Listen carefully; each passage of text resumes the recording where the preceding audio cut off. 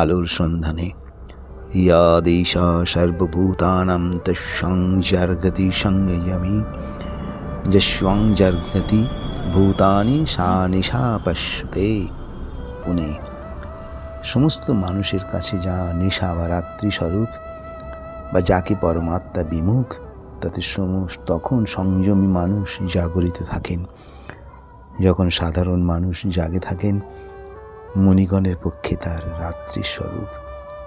ইয়া নেশা সর্বভূতানাম, এর অর্থ হলো সর্বভূতানাম অর্থাৎ সকল প্রাণী, যা নেশা, যা রাত্রি সাধারণ মানুষরা ভোগ্য বস্তু বা সংগ্রহের নেশায় ব্যস্ত থাকে, তাদের কাছে পরমাত্মা এই তত্ত্বজ্ঞান কিভাবে পাওয়া যায়, বা তার প্রয়োজনও বা কেন, দুঃখ বা শোক কেন, এসবের দিকে লক্ষ্যই করি না। তাই সকল প্রাণী, বিশেষত মানুষের কাছে তা রাত্রি বা অন্ধকারের মধ্যে তারা ঘুরে বেড়ায়। সর্বভূতানাম শব্দটির ব্যবহার করা হয়েছে পশু পক্ষী কীট পতঙ্গ, এরা জন্ম থেকে মৃত্যু পর্যন্ত আহার বিহারে সময় নষ্ট করে। উন্নত প্রাণী হওয়া সত্ত্বেও তারাও যদি পরমাত্মার জ্ঞান না নিয়ে, তারাও পশু সম।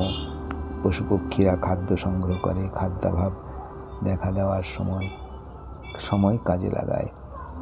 মানুষ সংগ্রহ করে, মানুষের কৃত্রিম অভাব সৃষ্টি করে অধিক লাভের আশায়। তস্যা জর্গতি সংযমী, সংযমী মানুষরা নিজের মনকে বশীভূত করে, ভালো মন্দ ন্যায় অন্যায় অভাব ক্ষতি না করে নিজের অধিক লাভ করার কথা ভাবে না।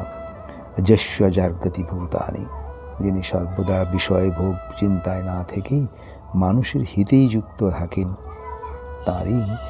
তারাই জেগে থাকেন, তথা পরমাত্মায় যুক্ত থাকেন।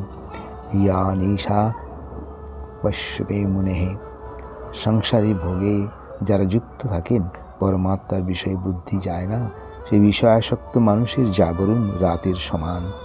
শ্রীকৃষ্ণ বলেন, ভোগ ঐশ্বর্য প্রসক্তানাম তয়া প্রজাচেতসাম, অর্থাৎ কোনো ভোগ ঐশ্বর্য আসক্ত ব্যক্তিদের অন্তঃকরণ স্থির হতে পারে না।